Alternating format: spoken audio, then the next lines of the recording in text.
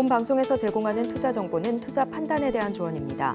방송에서 제공하는 주식의 가치, 가격 상승 및 하락에 대해서는 방송사에서 보장하지 않습니다.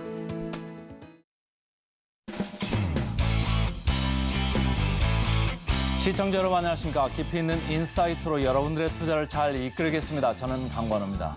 어제 우리 증시 오랜만에 조정을 받았습니다. 지난번 밸류업 프로그램 관련해가지고 한국 증시가 전 세계에서 가장 많이 올랐다 이렇게 말씀을 드렸는데 어제는 금융주를 중심으로 조정폭이 좀 있었습니다. 자, 어제 제가 그 기업 가버넌스 포럼에 좀 다녀왔습니다. 취재 열기 상당히 뜨뜻했는데요. 제가 몇 가지 좀 스케치한 사항을 말씀을 드리겠습니다. 몇 가지 첫 번째는요. 이 기업 가치 프로그램을 하면서 여러 가지 이제 이유가 나올 수 있습니다. 코리아 디스카운트 이게 좀 해소될 수 있을 거다 이렇게 이제 얘기를 하면서 이렇게 강하게 주장을 하는 건데요. 저나 여러분들이나 기업들이나 사실 이렇게 바뀌는 게 쉽지 않죠. 시간이 좀 걸릴 수 있다 이렇게 전제를 해보고요. 두 번째는 일본의 사례가 좀 제시가 됐습니다. 일본에서는 기업 가버넌스 프로그램을 작동을 하면서 상당히 PBR이 2배 수준까지도 많이 올라왔다 이런 얘기예요. 어떻게 ROE를 올릴 수가 있을까요? 저희가 항상 얘기하는 거죠. 불효불급한 자산을 좀 팔아야 됩니다. 부동산이 됐든 투자 지분이 됐든 팔아야 할 회사들이 많고요. 그 재원을 바탕으로 해서 배당을 하든지 아니면 자사주 매입 수거를 하든지 이렇게 하면 ROE가 올라갑니다. 그러나 좀 교과서적인 생각이다 이런 생각이 좀 들었고요. 세 번째는 이사회를 중심으로 뭔가를 액션을 취해야 된다. 이렇게 하면은 기업의 펀더멘탈 가치가 2배 이상 올라갈 수 있다. 이런 얘기를 합니다. 그런데 이사회를 중심으로 하는 걸 가려면 상법 개정이 좀 뒤따라야 됩니다. 그래서 어쨌든 민간 단체에서 이렇게 주장을 했습니다만 여러 그 시장의 공감대가 형성이 되면 좀 그 시기가 빨리 앞당겨 줄 수도 있겠습니다. 최근에 보면은 재벌들이 좀 뭔가 변하려고 하는 모습이 있습니다만 좀 더디죠. 아직까지도 가족 경영 중심 체제가 공고하기 때문입니다. 일본하고는 좀 다릅니다. 일본은 은행 중심으로 가족 경영이 거의 없습니다. 그러니까 정부의 시책이 많이 따라가는데 우리나라는 그렇지 않은 현실, 그 현실과 이상사의 좀 간극을 어떻게 빨리 좁히느냐가 우리 코리아 디스카운트를 빠른 시간 안에 해소하는 그런 비책이 될 수 있을 것 같습니다. 자, 간밤에 미국 시장에서는 3대 지수 모두 내렸습니다. 지금 아무래도 그 금리 인하 시점이 좀 연기될 것 같다 이런 생각이 좀 들어온 거죠. 미국 10년물 국채 금리는 4.166%까지 이렇게 올랐습니다. 그리고 한편에서는 AI 대장주죠. 엔비디아 5% 가까이 올랐는데요. 전기차의 대장주입니다. 테슬라는 오히려 4%가량 밀렸습니다. 오늘도 이런 시비가 엇갈리는 장이 연출될 모양입니다. 오늘도 저희 증시팔 함께 하시면서 알찬 정보 인사이트 많이 챙겨가시길 바라겠습니다. 바로 외신 들어갑니다. 외신 브리핑 시작합니다. 어제 3대 지수는 모두 다 하락하면서 마감했습니다. 어제 시장은 다시 한번 파월 의장의 입에 주목을 했는데요. 3월 금리 인하에 대해서 다시 한번 매파적인 발언이 나오게 되면서 주가는 하방 압력을 받았습니다. 채권 금리는 이에 대해서 급등하는 모습을 좀 보였는데요. 종목별로 보면 앞서 설명해 주셨다시피 희비가 좀 엇갈렸습니다. 테슬라의 급락도 지수를 좀 끌어내렸는데요. 장중 6% 넘게 빠지기도 했습니다. 그러면서 180달러 선까지 위협을 받는 모습 보이기도 했는데요. 다행히 낙폭을 줄이면서 마감했습니다. 관련한 내용은 뒤에서 조금 더 자세히 짚어보도록 하겠습니다. 경제 지표가 하나 발표돼서요. 먼저 그 부분 짚고 넘어가 보도록 하겠습니다. 일단 ISM 서비스업 PMI 지수가 나왔습니다. 53.4를 기록을 했는데요. 지난해 9월 이후 4개월 내 최고치를 기록을 했습니다. 전월치 그리고 예상치 모두 다 상회하는 모습을 보였습니다. 수치가 일단 기준선인 50을 상회하게 됐기 때문에 미국의 서비스 업황이 계속해서 개선되고 있다는 부분 확인할 수 있었습니다. 그리고 어제 있었던 중국 증시도 함께 좀 확인을 해보도록 하겠습니다. 상해 종합지수는 1%대 하락 마감했고요. 홍콩 항생지수는 0.15% 하락 마감했습니다. 중국 증시 같은 경우에는 주식시장을 안정시키겠다라는 당국의 좀 모호한 약속에 불확실성만 키우게 되면서 장중 내내 마이너스권을 유지하면서 하락 마감했습니다. 다만 주가 급락에 놀랐던 당국의 모니터링 발언으로 오후 들어서는 다행히 낙폭을 조금은 만회하면서 마감할 수 있었는데요. 중국 증권 규제 당국은 담보 주식으로 인한 인한 위험을 방지하기 위해서 면밀히 모니터링하고 강력한 조치를 취할 것이라면서 구두 개입성 발언을 내놓게 됐습니다. 더불어서 이날 중국인민은행은 지급 준비율을 50bp 인하하기로 했는데요. 그러나 이 부분은 앞서서 저희가 또 기사를 통해서 살펴봤던 바가 있었습니다. 예고했던 내용 그대로 시행했던 부분이기 때문에 주가에는 크게 영향을 미치지는 않았습니다. 그리고 이어서 유가 상황 함께 체크해 보도록 하겠습니다. WTI는 배럴당 72달러 선에서 상승하면서 마감했습니다. 1%대의 반등이 있었는데요. 일단 이스라엘과 하마스 간 휴전에 대한 진전이 좀 없게 되면서 부담이 좀 됐고요. 또 러시아에서는 지난 주말 사이에 우크라이나 드론 2대가 러시아의 가장 큰 정유 공장을 공격했다라는 소식이 전해지기도 했습니다. 상승폭은 제한적이긴 했지만 그래도 반등에 성공하는 모습 보이기도 했습니다. 이번에는 차례대로 기사들 함께 좀 살펴보도록 하겠습니다. 첫 번째 기사부터 함께 보겠습니다. 앞서 오프닝에서 언급했던 이 파월 의장과 관련된 내용이고요. Powell insists the Fed will move carefully on rate cuts with probably fewer than the market expect라는 기사인데요. 어제 있었던 파월 의장의 CNBC 방송 인터뷰 내용입니다. 시장의 예상보다는 더 적게 fewer than, 더 적게 하겠다라는 의미이고요. 그리고 carefully라고 적혀 있듯이 조금 더 조심스럽게 접근을 하겠다라는 의미입니다.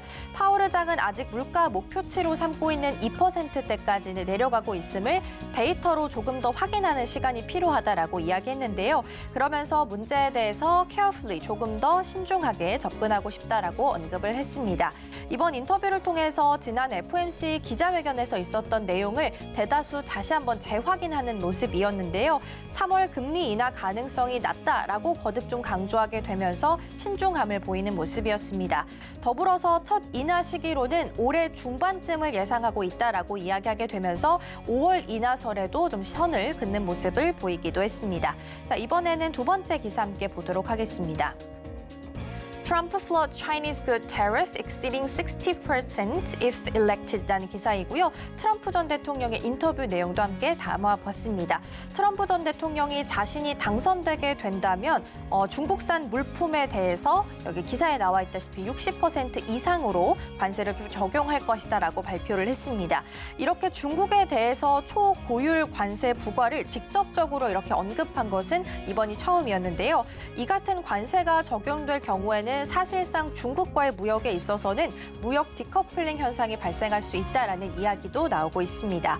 과거 트럼프 전 대통령은 재임하고 있었던 당시에 트럼프 1기 당시에 무역법 301조를 적용하면서 중국산 제품에 2,500억 달러 규모의 관세를 부과한 바가 있습니다.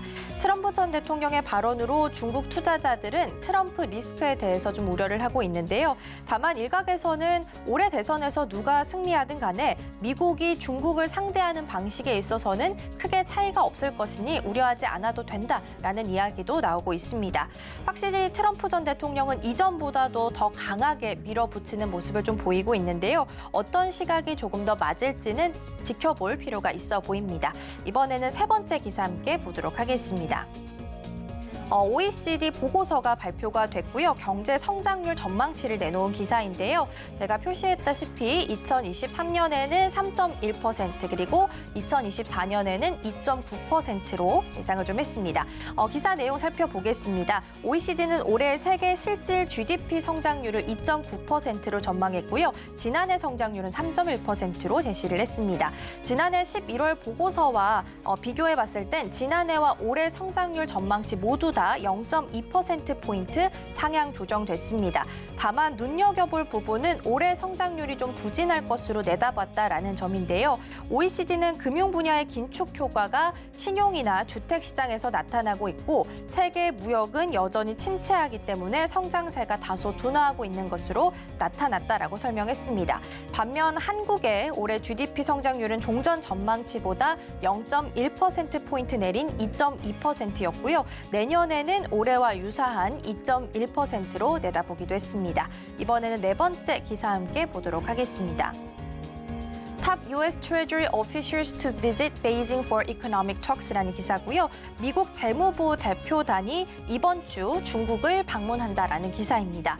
조 바이든 미국 대통령이 이번 주 재무부 대표단을 중국에 파견한다라고 외신을 통해서 전했는데요. 재무부 고위 당국자 5명은 이틀 일정으로 해서 중국 베이징을 방문해서 양국의 경제 현안에 대해서 논의할 예정입니다.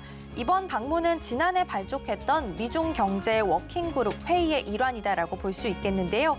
미국은 이번 회의에서 중국 정부가 자국 기업에 제공하는 보조금 그리고 중국산 저가 상품의 과잉 공급 등 이렇게 관련한 우려들을 전달할 계획인 것으로 전해졌습니다.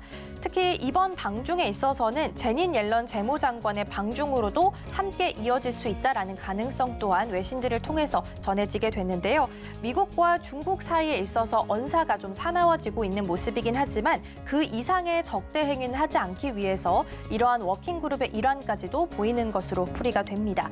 이 자리에서는 또 어떤 내용이 나오게 될지 들어오는 대로 정리해서 전해드리도록 하겠습니다. 이번에는 섹터별 움직임 함께 보도록 하겠습니다. 먼저 엔비디아 살펴보실 텐데요. 4.7% 정도 상승하면서 종가를 형성했습니다. 골드만삭스가 엔비디아의 주가를 $800까지 상향 조정했습니다. 장중 최고가를 경신하는 모습 보이기도 했는데요. 지금 $700 선을 목전에 앞두고 있는 모습 확인하실 수 있겠습니다. 그리고 앞서 언급했다시피 테슬라가 장중 급락하는 모습을 보였습니다. 지금은 3.65% 정도 하락하면서 종가 형성했는데요. 독일 소프트웨어 업체인 SAP가 테슬라의 전기차는 더는 구매하지 않을 것이다라고 밝히게 되면서 이 부분이 주가를 끌어내리는 모습을 보였습니다. 테슬라의 차 가격이 좀 자주 바뀌고 또 구매 계획을 수립하기 어렵고 차량 인도 일정을 제때 맞추지 않는 경우가 많았기 때문에 구매하지 않겠다라고 이야기를 좀 했고요. 더불어서 투자은행 파이프 샌들러 같은 경우에는 테슬라의 목표 주가를 낮췄는데요. 이 부분 또한 주가에 있어서는 하방 압력을 가하는 모습 보이기도 했습니다. 일단 장중 6% 정도 하락을 했는데요. 만회한 후에 3.65% 하락하면서 종가 형성했습니다. 그리고 첫 번째로는 보잉 함께 살펴보도록 하겠습니다. 1.31% 하락하면서 종가 형성했는데요. 보잉 737 맥스 항공기에서 새로운 결함이 발견이 됐습니다. 아직 고객사에 인도되지 않았던 737 맥스 기종의 동체에서 잘못 뚫린 구멍 2개가 발견이 된 건데요. 문제의 구멍은 창틀에 생긴 것으로 전해졌습니다. 그래서 비행 안전에 있어서는 영향이 좀 없겠지만 미인도 항공기에 대해서는 재작업을 진행할 예정이다라고 이야기했습니다. 그리고 이렇게 보잉에 대한 항공기 결함 소식이 전해지자 항공사들도 각자 나름대로 해결책을 좀 강구하고 있는데요. 중동 최대 항공사인 에미레이트 항공은 보잉을 직접 감독할 것이라면서 최후 통첩을 날린 것으로 전해졌습니다. 에미레이트 항공의 팀 클라크 사장은 보잉의 제조 능력이 점차 하락세를 걷고 있다면서 이유를 설명했고요. 그리고 보잉의 제조 능력을 좀 믿을 수 없기 때문에 이를 직접 확인하겠다라고 발표하기도 했습니다. 현재 에미레이트 항공은 보잉의 최대 고객사입니다. 그래서 지난해 11월에도 장거리 비행에 사용하고 있는 비행기를 $520억 달러에 주문한 바도 있었습니다. 사실 이러한 파견 감독이라는 게 당연히 허용되지 않는 부분이지만 보잉에 대한 신뢰도에 문제가 좀 생기게 되면서 보잉사도 일단은 허용할 수밖에 없는 상황이 됐습니다. 이러한 형식으로라도 안전성이 조금 확인이 된다면 보잉에게는 한숨 돌릴 수 있는 계기가 또 될 수 있지 않을까 싶습니다. 이번에는 아마존 함께 살펴보겠습니다. 전일 대비 0.87% 하락하면서 종가를 형성했습니다. 아마존의 베이조스 CEO가 향후 1년 내에 보유 중인 아마존 주식 5천만 주를 매각할 계획이다라고 발표했습니다. 아마존이 SEC에 제출한 보고서에 따르면 베이조스 회장은 지난해 11월에 마련했던 사전 계획에 따라서 최대 5천만 주를 특정 조건에 따라서 내년 1월 25일까지 일정 기간 동안 매각할 계획인 것으로 알려졌습니다. 아마존 아마존은 실적 발표를 통해서 지난해 4분기 약 227조 원의 매출과 약 14조 원의 순이익을 기록했다고 밝힌 바 있었는데요. 그래서 매각 계획인 5천만 주를 현재 주가 기준으로 좀 판단을 해보면 하나로 미국 달러로 86억 달러에 달하는 것으로 나타났습니다. 관련해서 아마존은 매각 계획에 대한 블룸버그의 논평 요청에 응하지 않은 것으로 나타났는데요. CEO의 지분 매각으로 주가에는 또 어떤 영향을 주게 될지 이 부분도 유의해서 지켜보실 필요 있겠습니다. 지금까지 외신 브리핑이었습니다.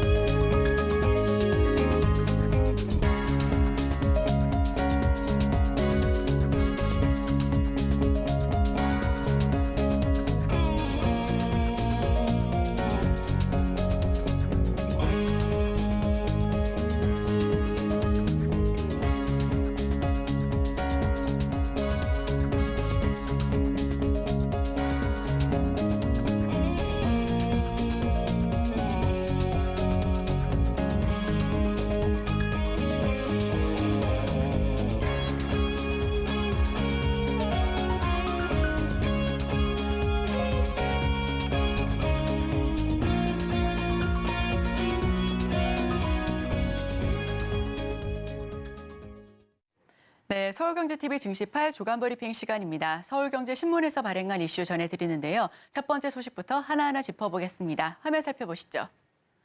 불법 승계 아니다. 이재용 경영족세 풀렸다. 첫 번째 소식 전달드립니다. 이재용 회장이 사법 리스크에 대한 족쇄를 풀었습니다.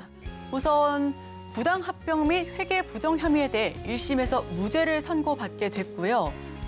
검찰이 이 회장을 기소한 지 무려 1,252일 만입니다. 이 회장이 사법 리스크라는 족쇄에서 벗어날 수 있는 만큼 이 그룹 컨트롤 타워 부활은 물론 메모리아 파운드리, 바이오 등 3대 성장 사업에 속도를 낼 수 있을 것이다라는 관측이 나오고 있습니다. 반면 검찰은 이 회장에 대한 구속영장 기각, 대검찰청 수사심의위원회 참패에 대해서 이어 1심에서도 무죄라는 초라한 성적표를 받아들이면서 이 부분이 무리한 수사였다라는 비판에 직면하게 됐다라는 소식 추가적으로 전해드립니다. 서울중앙지법 형사합의부는 지난 5일 자본시장법상 부정거래 행위, 시세 조종, 업무상 배임, 분식회계 등 무려 19개 혐의로 기소된 이 회장에게 무죄 판결을 내렸는데요. 법원은 함께 기소된 피고인 13명에게도 죄가 없다라고 판단했습니다. 51분 동안 진행된 선고 공판에서 무죄 판단을 받은 이 회장은 법원을 떠나면서 입장을 묻는 취재진의 질문에 대해는 답을 하지 않았습니다. 다만 변호인은 판결로 삼성물산 합병과 바이오로직스 회계 처리가 적법하다라는 점이 분명히 확실시됐다라면서 이 명확한 판단을 내려준 재판부에 진심으로 감사드린다라고 덧붙여서 설명하기도 했습니다. 이재용 불법 승계 혐의 및 판결 하나하나 짚어보겠습니다. 우선 6가지의 혐의가 있었고요. 삼성물산과 제일모직에 대한 합병 비율 선정이 첫 번째 소식이었습니다. 네, 그 뒤를 이어 삼성바이오로직스의 거짓 공시, 분식 회계가 있었고요. 국민연금 의결권 확보를 위한 불법 로비, 계열사인 삼성증권 조직 동원, 자사주 집중 매입을 통한 시세 조정, 마지막으로 거짓 유포 등이 있었습니다. 다만 여기서 6가지 항목이 모두 무죄 판결을 낳게 됐고요. 1심 선고까지 1,252일이 걸렸습니다. 여기에 이재용 회장은 95번이나 출석을 하게 됐고요. 재판 횟수는 무려 106회였습니다. 지배 강화의 유일 목적으로 보기 어렵다라는 판단입니다. 앞으로 대규모 투자와 M&A 등의 속도를 낼 것이다라는 판단도 함께하고 있습니다. 두 번째 소식입니다. 자, 그렇다면 사법 리스크가 해소된 이재용 회장, 앞으로 새해 삼성은 어떻게 변화할지 삼성 소식 전해드리겠습니다. 메모리아 파운드리, 바이오 다시 제동을 걸 수 있을 것으로 판단이 되고 있고요. 뉴삼성, 닻을 올린다, 돌아온 이재용의 시간이라는 큰 기사 함께 살펴보겠습니다. 이 5일 열린 삼성물산 부당합병 및 회계 부정 재판에서 무죄를 결국 선고받으면서 사법에 대한 족쇄를 풀었고요. 리스크에 대한 족쇄를 푼 이후 7년 만입니다. 사법 족쇄 후폭풍은 컸습니다. 반도체 초격차를 위한 인수합병에 골든타임을 놓쳤고 파운드리 경쟁력 확보, 바이오 등 신수종 산업의 확산 역시 어려웠습니다. 그 이유는 잦은 출석과 더불어 해외 경영 활동의 제약은 물론 이 법의 잣대를 어깨에 짊어진 심리적 위축이 그만큼 컸던 것으로 판단이 되고 있고요. 공격적인 사업 판단이 어려웠다라는 부분도 적지 않아 있습니다. 인사나 조직 개편에서도 역시 소극적으로 진행될 수밖에 없었던 부분이 이 삼성에서는 아쉬운 부분으로 남아 있는데요. 삼성 안팎에서 보는 앞으로에 대해 이 회장에 대한 숙제는 첫 번째, 메모리 반도체와 두 번째는 파운드리, 세 번째, 바이오 등 이 3대의 과제로 귀결될 것으로 보여집니다. 이 삼성이 하는 사업 중 그 어느 것 하나 국가 경쟁력에 영향을 미치지 않은 분야가 없지만 이 3대 사업이야말로 삼성은 물론 국가의 생존까지 가릴 수 있는 중요한 사업이기 때문으로 판단되고 있고요. 당장 반도체 우선 메모리 같은 경우는 초격차를 유지해 1등을 수성해야 하는 과제를 안고 있습니다.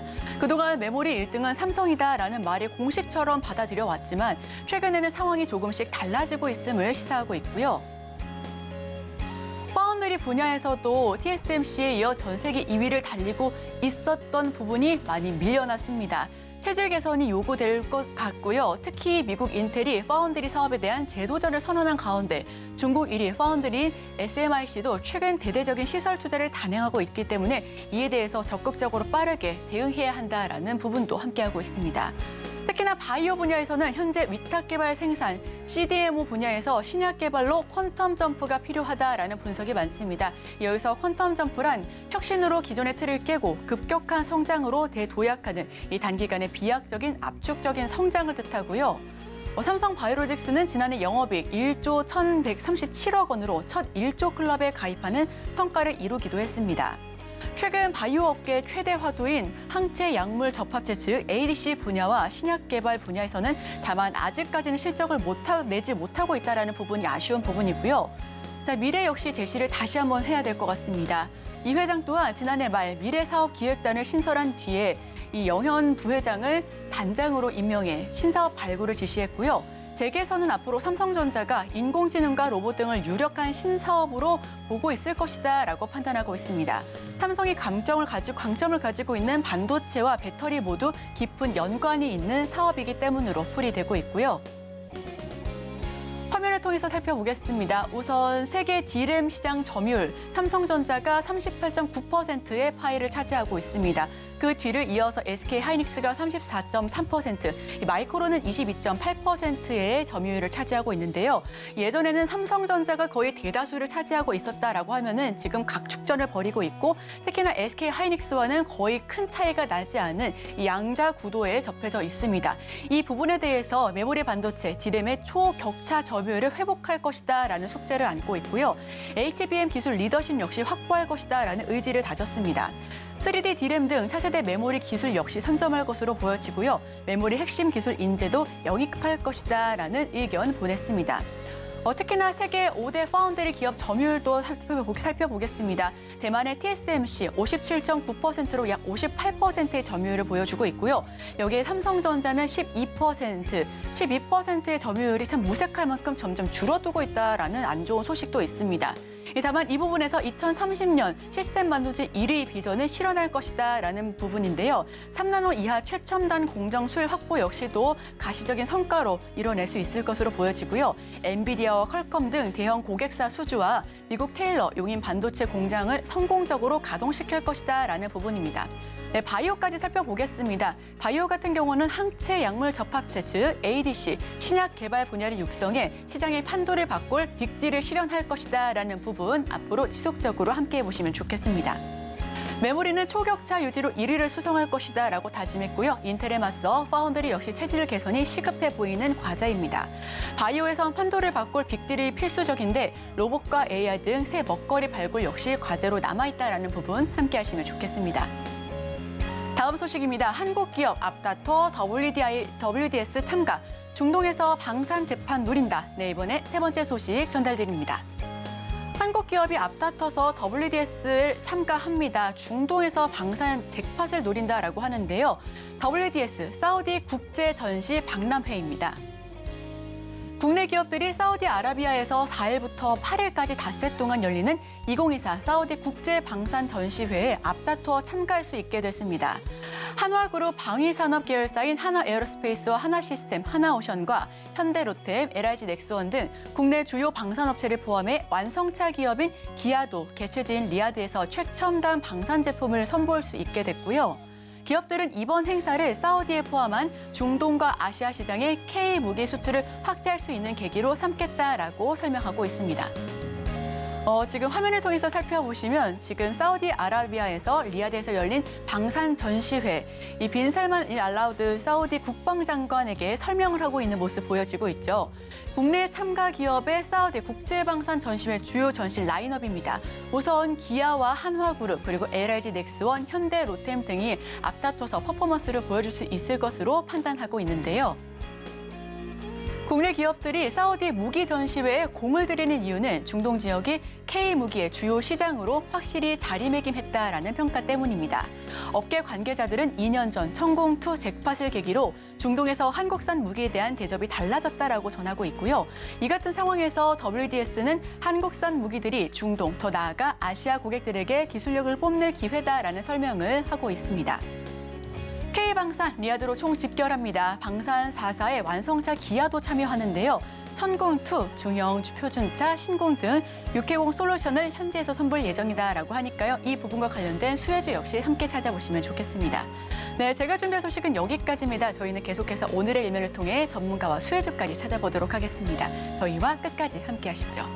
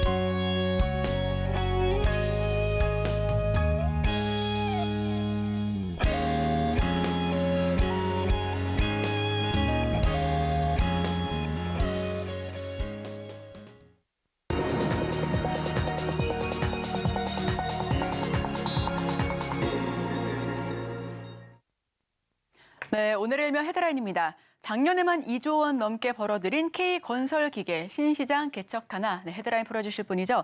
헤르메스 스타 김신 팀장 함께합니다. 어서 오세요. 네, 안녕하세요. 네, 사실 여기 거론됐던 종목들은 다 팀장님께서 정말 여러 번 말씀해 주신 것 같습니다. 우선 건설기계 빅3가 지난해 2조 넘게 돈을 번 것으로 집계하고 있고요. 신시장 개척 그리고 새로운 라인업 확보가 메인 원인이 됐다라고 분석하고 있습니다. 헤드라인 풀어주시죠. 건설기계 섹터 좀 많은 사람들의 기억이 많이 잊어졌을 것 같습니다. 주가의 추이도 보면 지금 바닥권 수준에 있다라고 보시면 좋을 것 같은데 다만 실적과 관련했을 때 작년에 굉장히 큰 돈을 벌여들였다는 점. 건설기계 빅3 지난해 호실적을 달성을 했는데 물론 두산 마켓이야 북미 쪽에서의 워낙 강력한 점유율로 인해서 실적 굉장히 크게 나타냈습니다. HD 현대 건설기계 인프라코어 같은 경우도 전년 동기 대비했을 때 영업이익 같은 경우에는 각각 25%, 50% 넘게 성장한 모습이 나와줬는데 특히 OPM 같은 경우, 그러니까 영업이익률 같은 경우도 굉장히 긍정적으로 나왔다는 점을 보면 특히 관련했을 때 실적에 대한 기대감이 굉장히 높지 않나. 특히 두산 마켓 같은 경우는 22년 최고치를 경신한 거에서 또 경신을 했습니다. 지붕 뚫고 하이킥을 하고 있다라고 보시면 될 것 같은데 그만큼 건설기계 섹터 23년 굉장히 좋은 실적을 나타냈다라고 보시면 좋을 것 같아요. 그런데 작년 실적은 굉장히 좋게 나왔는데 왜 이들의 주가는 움직이지 않을까라고 보면 지난 3분기, 4분기 실적 컨센을 하회했습니다. 3분기 같은 경우도 실적은 긍정적으로 나왔으나 좀 시장의 기대치가 굉장히 높았던 탓에 실망감이 좀 출회가 된 부분도 있고요. 4분기 실적도 보면 좀 피크아웃에 대한 우려도 어느 정도 있어요. 컨센 같은 경우도 한 종목 같은 경우는 하회했다라고 보시면 좋을 것 같은데 특히 4분기 실적 같은 경우는 일회성 비용이 굉장히 많이 들어갑니다. 그런 부분이 들어가다 보니 4분기 실적도 사실 건설 섹터에서 크게 기대할 만한 요소가 많지는 않은 것이 사실이긴 하나 관련했을 때 조금 더 긍정적으로 볼 만한 점은 일회성 요인이 굉장히 많이 들어갔다는 점. 어제 HD 현대 인프라코어가 좀 큰 폭의 낙폭을 그렸습니다. 전거래를 대비했을 때 이거는 건설기계고요. 그 다음 차트를 한번 보게 됐을 때 다음 사진입니다. 네, 관련했을 때 어제 실적 발표하고 실망감이 일부 나온 모습이 나왔어요. 물론 120선에서 좀 맞고 떨어지는 모습이 나왔으나 실적을 하나하나 좀 뜯어보면 관련했을 때 일회성 비용, 그러니까 브랜드 교체비라든지 혹은 엔진 개발비라든지 이런 부분이 들어가게 되면서 순이익이 적자로 전환이 되었습니다. 그런데 일회성 비용을 좀 떨쳐버리고 나면 앞으로 성장할 수 있는 만한 모멘텀이 많기 때문에 관련 부분 같은 경우는 4분기 실적은 4분기 실적으로 미뤄두고 4분기 실적이 어느 정도 오픈이 된 다음에 다시 한번 주가 바닥권부터는 조금 더 관심 있게 봐야 하는 자리가 아닌가 이렇게 보고 있습니다. 네, 지금 뭐 고점 뚫고 하이킥 할 만한데 주가 지지부진한 모습을 보여주고 있습니다. 자, 그렇다면 여기서 투자 키워드 어떻게 잡아봐야 될까요? 아무래도 좀 앞서 이야기를 한 것처럼 건설기계 섹터가 성장을 더 지속할 것이냐 혹은 둔화가 될 것이냐. 아무래도 우리 증시 같은 경우는 지금 현재 실적 안고 그 실적이 그대로 주가에 반영하는 것이 아니라 주가는 기대감입니다. 앞으로 이 기업이 현재 이 실적에 받고 추가적으로 더 성장할 수 있을지 아닌지에 따라서 주가의 향방이 크게 갈린다라고 보시면 좋을 것 같은데요. 그거에 따라서 건설기계 섹터 추가적으로 성장이 가능할까에 조금 더 초점을 맞춰보시면 좋을 것 같습니다. 물론 전 세계 건설기계 섹터가 약간 성장이 둔화되고 있습니다. 중국 쪽에서 경기 부양책 낸다 했는데도 경기 안 살아나고 있죠. 유럽 같은 경우도 좀 뭐 친환경이라든지 프로젝트 굉장히 다양하게 할 것처럼 굴었는데 러시아 우크라이나 전쟁 때문에 물가 올라가고 금리 올라가고 아직까지 건설 경기 시장 안 좋습니다. 관련했을 때 그러면 건설기계 sek터가 지금 가지고 있는 모멘텀이 유럽 쪽, 신흥국 쪽 혹은 중국 쪽에 대한 모멘텀이었는데 신흥국 쪽도 좀 2차 전지 관련 원자재 섹터를 보면 가격이 뚝뚝 떨어지고 있어요. 특히 리튬 가격 보면 지난해 대비했을 때 큰 폭의 하락세가 나온 부분을 보면 현재 건설기계 섹터에서 기대할 만한 무엇인가가 있느냐를 보시면 됩니다. 그런데 물론 이런 부분들이 굉장히 불안 요소로 작용하고 있긴 해요. 그럼에도 불구하고 제가 주목하고 있는 포인트는 이 건설기계 섹터가 작년에 성장했던 그 모멘텀이 큰 변화가 나타나지 않았다는 겁니다. 작년에 건설기계 섹터 실적 안고 올라왔던 가장 큰 모멘텀은 미국이에요. 물론 건설기계 종목군들도 마찬가지로 그렇고 혹은 변압기 쪽도 그렇고 미국 쪽에서 인프라 투자를 계속적으로 합니다. 미국 쪽에서 인프라 투자하고 돈 투자하면서 건설기계 섹터가 좀 살아나고 있죠. 관련했을 때 캐터필러 주가가 계속적인 우상향 추세를 그리고 있다라고 보시면 좋을 것 같은데 물론 어젯밤에 캐터필러가 실적 발표를 하고 약간의 차익 매물이 출회가 되긴 했으나 실적은 컨센을 상회한 모습이 나왔습니다. 물론 건설이라든지 에너지 쪽에서는 컨센이 약간 하회하긴 했지만 운송이라든지 다양한 부분에서 실적이 굉장히 잘 나오면서 여전히 캐터필러가 견조한 성장세를 보여주고 있고 수주 같은 경우도 계속적으로 쌓인 모습을 보여주고 있기 때문에 현재 미국 건설 경기는 좀 괜찮지 않나라고 판단을 하고 있고요. 캐터필러가 주가가 추세적인 우상향 추세를 그린다는 것 자체가 지금 투자자분들의 심리가 굉장히 견고하다라고 보시면 좋을 것 같은데 아무래도 지금 북미 주거용 쪽 데이터를 보면 30년물 모기지 금리도 여전히 좀 높은 모습이 나오고 있긴 하나 10월 대비했을 때 살짝 피크아웃한 모습이 나와주고 있고 가장 기대가 되고 있는 부분은 비주택용이라고 보시면 좋을 것 같은데 아무래도 지금 이야기가 나오고 있는 게 반도체 지원법. 반도체 지원법 나오게 되면 어쩔 수 없이 미국 쪽에서 공장을 지을 수밖에 없고 그럼 공장을 짓게 되면 관련했을 때 건설기계 쪽이 투입이 될 것이고 그러면 관련했을 때 우리나라가 어느 정도 미국 쪽에서 점유율을 차지하고 있기 때문에 관련했을 때 수혜를 받을 수밖에 없는 부분이 나와주고 있습니다. 거기다가 더해서 리쇼어링이라든지 인프라 투자 일자리법 등으로 인해서 굉장히 다방면으로 투자가 진행되기 때문에 이런 부분을 추가적으로 보게 되면 앞으로 이 성장세는 몇 년간 더 나오지 않을까 생각을 해보면 건설을 한다라고 하면은 1년, 2년 이내에 뚝딱뚝딱 끝나진 않잖아요.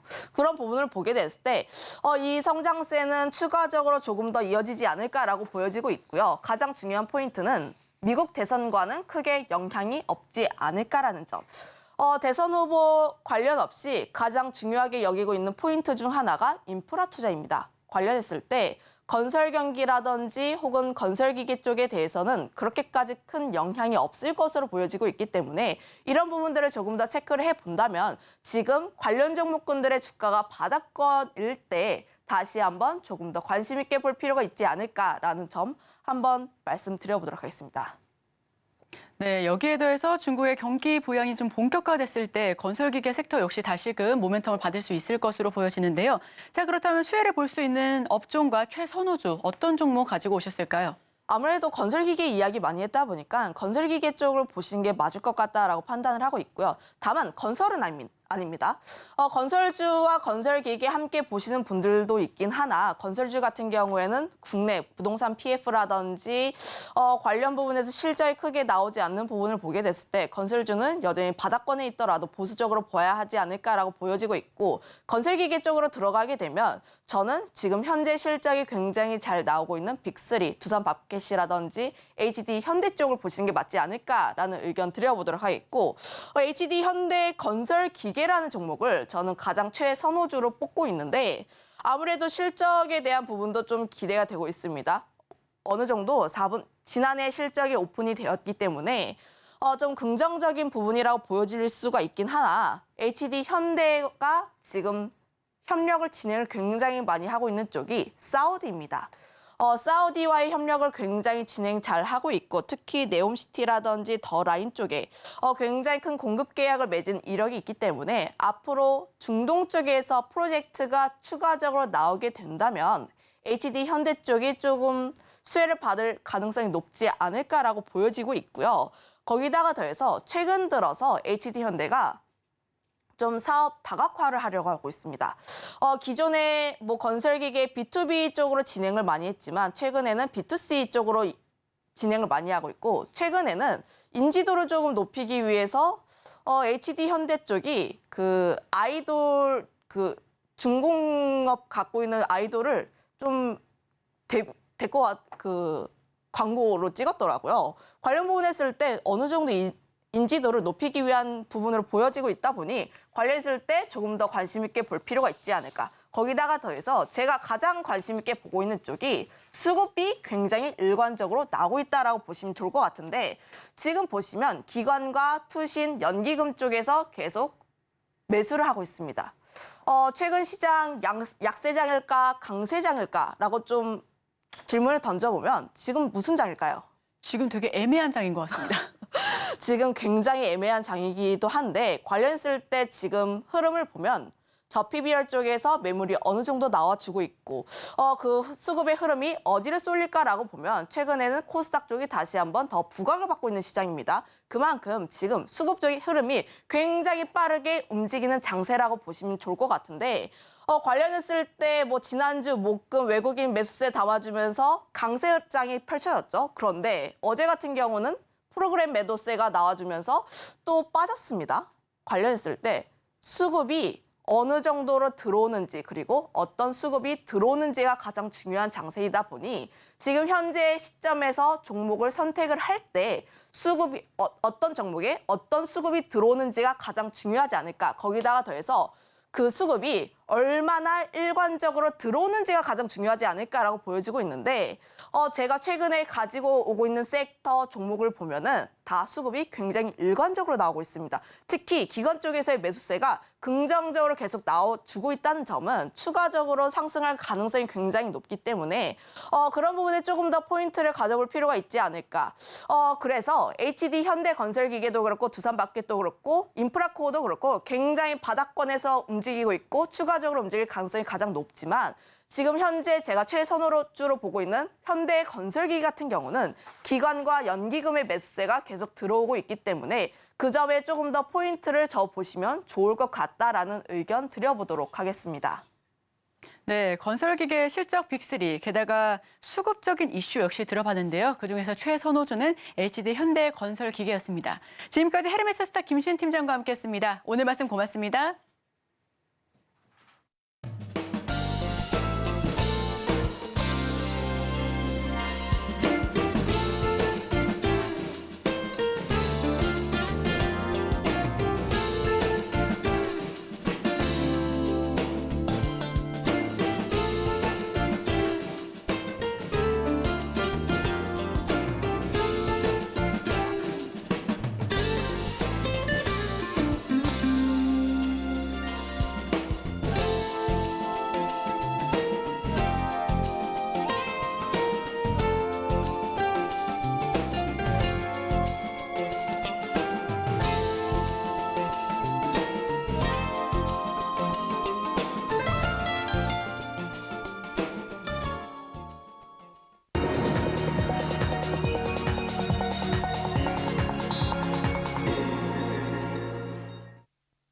화요일 아침 8시 반입니다. 매일 아침 8시 반 저희 서울경제TV에서 센티멘털 대 펀더멘털 계속적으로 주목을 받고 있습니다. 오늘도 힘차게 출발을 해보겠습니다. 오늘은 센티멘털로 금호석유 그리고 펀더멘털로 HD 현대건설기계 이렇게 두 종목 되겠습니다. 센티멘털 바로 들어가겠습니다. 차트를 보시면 최근에 제가 노란 박스를 해놨습니다. 금호석유 말씀드린 지가 일주일 상관밖에 안 됩니다. 근데 다시 이렇게 말씀을 드려요. 금호석유가 다른 주식들하고 좀 행보가 다르죠. 그러니까 저희 증시8 증시구 센티 펀드만 보셔도 상당히 좀 유익한 시간이 될 수 있다. 저는 아주 자부를 하고 있습니다. 자, 금호석유 파란 줄로 이렇게 해놨는데요. 최근에 DL도 제가 말씀드린 주가가 쭉 계속 상승세에 있기는 합니다만은 금호석유가 더 아주 가열차게 이렇게 올라가고 있습니다. 롯데케미칼 느낌하고 좀 다르죠. 근데 석유화학 쪽의 시황이 좋지는 않다. 제가 이렇게 계속 말씀을 드렸습니다. 그리고 금호석유도 4분기에 뭐 여러 가지 비용이 기업들은 많이 떨어내잖아요. 그런 거를 떼고 나서 1분기에 약간 좋아질 수는 있습니다만 그게 아주 대폭 좋아지는 이런 느낌은 아니에요. 아주 좋아하는 업황이 아니면 수익성이 아주 좋아지는 쪽은 오히려 DL이라고 제가 말씀을 드렸었고 금호석유는 그런 정도는 아니고 그러니까 펀더멘털하게 지금 회사가 좋아지는 그런 분기점에 서 있는 회사는 아직은 아니라고 보입니다. 그러나 이 회사는 뭐가 있습니까? 최근에 기업 밸류업 프로그램의 일환으로 지금 시장에서 저 PBR 좀 많이 보고 있습니다. 현금 많이 있고 ROE를 많이 올릴 수 있는 이런 회사들을 많이 보고 있는 와중에 금호석유가 눈에 자꾸 띄는 거죠. 금호석유는 현금도 순현금 구조. 그러니까 부채를 빼고 나면요. 현금이 너무 많은 회사면 너무 많아서 딴 데 쓸까 걱정하는 이런 회사가 되겠고요. 두 번째로는 자사주가 14% 정도 이렇게 있어요. 근데 여기도 형제의 난, 뭐 당숙하고 조카하고 싸움이 몇 년간 있었잖아요. 그러니까 그런 것 때문이라도 지금 매니지먼트에서는 경영진에서는 어떻게든지 주주 친화적인 정책을 계속 하려고 있어요. 배당도 예전보다는 그런 분쟁 덕분에 배당 성향이 많이 올라왔고요. 그래서 여러 가지 주주 친화적인 정책이 나오고 있다. 그러니까 앞으로도 이런 기업 밸류업 프로그램이 만약에 도입이 현실화되고 가속화된다고 하면 이렇게 돈 많고 배당 성향도 올라와 있고 분쟁이 있는 금호석유 같은 데가 좀 좋아지지 않겠느냐 이런 생각들이 계속 주가에 지금 들어오고 있다. 이렇게 읽으시면 되겠습니다. 자, 그다음입니다. 한화투자증권 지난번에도 말씀드린 거 다시 그대로 말씀을 드립니다. 모멘텀이 발생을 했다 이런 얘기예요.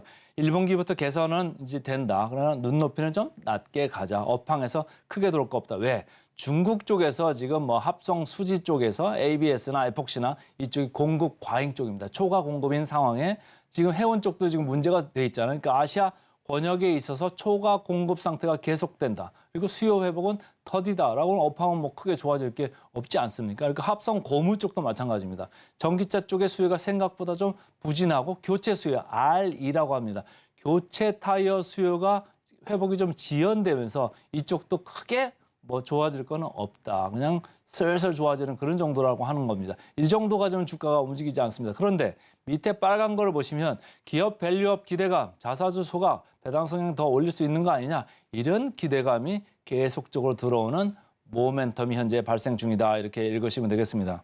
키움증권입니다. 주주 환원의 증가 가능성입니다. 그래서 파란 줄로 제가 해놨습니다만 업 업황 관련해서 펀더멘탈한 건 크게 별거 없다. 그러나 견조한 재무 구조를 재원으로 해가지고 여러 가지 주주 환원이 지금 나올 수 있다. 이렇게 읽으시면 되겠습니다. 자, 최근에 주가가 많이 빠졌다가 다시 많이 올라갑니다. 제가 이 정도에서 말씀을 드렸댔어요. 그런데 계속 주가가 지금 뻗고 있죠. 최근에 조회수 보면은 유튜브에도 여기 금호석유를 조회하는 분들이 상당히 많아졌습니다. 어제도 시장 밀리는데 이 회사는 또 올랐잖아요. 그러니까 재래에다 다시 이제 걸려 나왔는데 외국인 기관이 쌍끌이 매수를 지금 계속 하고 있다. 이렇게 보시면 되겠습니다. 자, 공매 장골 0.1%입니다. 그러니까 외국인들이 이렇게 사 들어오는 거에는 공매 쪽에서 환매수 들어오는 물량이 아니고 진성으로 사 들어오는 물량의 가능성이 크다. 이렇게 읽으시면 되겠습니다. 거의 0까지 그렇게 내려갈 정도로 공매 장골은 거의 없습니다. 자, 역사적 밸류 밴드로 봐도 하단에 와 있죠. 그러니까 조금 최근에 고개를 들기는 했습니다. 그리고 바로 전고점 거기까지는 왔기 때문에 약간의 저항을 받을 수도 있겠다 이런 생각이 듭니다만은 기본적으로 이 회사는 순연금이 많다. 그리고 주주 친화적으로 갈 수밖에 없는 지금 분쟁이 항상 잠재한 이런 회사입니다. 자, PER, PBR 보겠습니다. 제가 보통은 PER을 위주로 많이 말씀을 드리는데 요즘은 뭐 저 PBR, 저 PBR 아주 유행이죠. 그래서 오늘은 차트를 2개를 이렇게 가져왔는데 PER로 보셔도 뭐 10.2배니까 그렇게 높지도 낮지도 않은 시장 평균 정도에 와 있죠. LG화학보다는 좀 낮네요. 그런데 PBR로 보시면 0.6배 이렇게 낮습니다. LG화학보다 좀 반 정도밖에 안 되죠. 그러니까 저 PBR 열풍에 금호석유도 같이 묻어서 지금 주가가 올라가고 있다 이렇게 읽으셔야 되겠습니다. 자, 목표가 상향으로 전환됐다고 지난번에도 일주일 전에 제가 말씀을 드렸습니다. 계속적으로 고개를 들고 있습니다. 자, 목표가 대비 괴리를 봐야죠. 금호석유 22% 나왔습니다. 그래서 어제도 분위기 좋았던 금호석유 오늘 센티멘탈 주식으로 먼저 말씀을 드렸습니다. 이제 펀더멘탈로 가겠습니다. 펀더멘탈 아까 김시은 팀장도 얘기를 했습니다만은 HD 현대건설기계 벌써 2달 만에 제가 한 3번째 말씀을 드린 것 같아요. 한번 보죠. 노란 박스를 보시죠. 최근에 캐터필러 주가가 올라오고 있습니다. 여러분 주목해 주세요. 제가 계속 강조를 드렸습니다. 그런데 여기만 올라오는 게 아니고 두산밥켓도 이렇게 많이 올라가고 있습니다. 두산밥켓 계속 위에서 놀고 있죠. 그러니까 캐터필러와 거의 동행을 하는 그런 두산밥켓 되겠습니다. 조회수를 봐도 이쪽을 조회를 많이 하시더라고요. 그런데 제일 밑에 녹색입니다. HD 현대건설기계 이렇게 헤매는 주가가 최근에 주가 뻗어 올라가는 게 가장 강합니다. 그러니까 반등세가 가장 강하다. 그래서 제가 계속 이제 말씀을 드린 거고 김시훈 팀장도 그런 맥락에서 말씀을 드린 것 같습니다. 자, 삼성증권입니다. 지난번에도 제가 말씀드렸습니다만은 펀더멘탈로 봤을 때는 그렇게 실적이 좋은 상황도 아니다. 그리고 이게 중국 쪽에서 최근에 몇 년 전, 2년 전인가 3년 전 피크 대비해서 지금 종합주가 지수가 60%까지 폭락을 했어요. 중국 정부가 여러 가지 주가 부양책을 하려고 하고 뭐 지준율을 계속 내리고 있습니다. 중국에서 수요가 잘 살아나지 않는 거죠. 그러니까 중국 쪽에서 아무래도 경제 회복 지연이 되고 수요가 회복이 좀 더디면서 이쪽에 약간의 우려는 있습니다. 그래서 이렇게 삼성증권 같은 경우도 목표가를 계속 이렇게 좀 안 좋게 보고 있습니다. 그러나 여기에서도 전 세계 동종 업계에 있는 회사들 그 주가와 대비해서 밸류에이션 격차는 매력적이다 이렇게 얘기를 하고 있어요. 이따가 PBR 보여드리겠습니다만 PBR이 상당히 낮습니다. 0.5배 정도밖에 안 돼요. 그러니까 건설기계 중에 가장 밑에 있거든요. 그러니까 좀 보실 필요가 있겠다. 요즘은 저 PBR의 시대가 왔기 때문입니다. 자, 하나증권입니다. 실적은 하회하는데 그렇다고 해도 너무 실망을 하고 무시하지 말자. 왜냐? 높은 OP가 계속 유지될 거다 이러네요. OP라고 하면 영업이익이죠. Operating Profit인데요. 이 OP가 계속적으로 이렇게 유지되는 이상 목표가는 72,000원 선에서 유지하겠다. 이게 무슨 얘기냐면 거꾸로 뒤집어서 얘기하면 밸류에이션이 지금 상대적으로 낮은 상태가 계속 유지될 수도 있습니다. 이 가격이면. 그러면 적정 밸류로 가려면 어떻게 되는 거예요? 위쪽으로 보고서 주가가 올라갈 수밖에 없는 겁니다. 자, 주가 보겠습니다. 최근에 거래량이 어제도 많이 늘었네요. 어제도 보니까 기관이 계속 이렇게 매수를 주도를 하고 있었는데 어제는 급기야 외국인까지 매수에 가담을 했다. 이렇게 읽으시면 되겠습니다. 자, 역사적 밸류 밴드를 봤을 때 따라가기 어렵지 않은 구간에 있습니다. 하단 조금 올라오긴 했습니다. 아직도 중앙에서 밑에 하단에 이렇게 쳐져 있는 밸류에이션 되겠습니다. 자, PER, PBR 다시 말씀을 드려요. PER로 봤을 때도 5.5배, 시장의 반밖에 안 되잖아요. PBR로 봤을 때도 시장의 반밖에 안 되면 0.5배 아까 말씀을 드렸습니다. 그래서 상당히 저평가 상태가 맞다. 이렇게 보시면 되고요. 목표가 하향세는 있었습니다만 멈출 가능성이 좀 있어 보이고 자, 마지막으로 괴리입니다. 목표가 대비 20% 정도 남아 있습니다. 그래서 오늘은 센티멘탈로 금호석유, 펀더멘탈로 HD, 현대, 건설기계 두 종목 말씀드렸습니다. 오늘의 핵심 요약 세 줄입니다. 제롬 파월 미 연준 의장 수개월 내 금리 인하 없다라는 발언에 미증시 3대 지수 일제히 하락 마감했습니다. 오늘 일면 작년에만 2조 원 넘게 벌어들인 K건설기계, 신시장 개척 가능하다, 관련 수혜주로 HD 현대건설기계 최선호주로 꼽았고요. 마지막으로 센티멘탈은 금호석유, 펀더멘탈은 현대건설기계 다시 한번 살펴봤습니다. 네, 저희가 준비한 소식은 여기까지입니다. 계속해서 서울경제TV 증시 9와 함께 하시면서 다양한 인사이트 얻어가시길 바랍니다. 함께해 주신 여러분 오늘도 고맙습니다.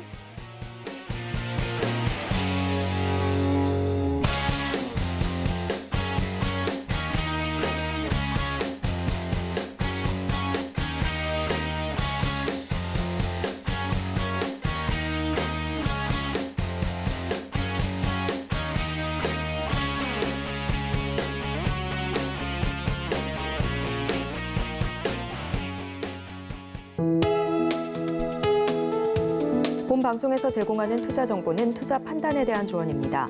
방송에서 제공하는 주식의 가치, 가격 상승 및 하락에 대해서는 방송사에서 보장하지 않습니다.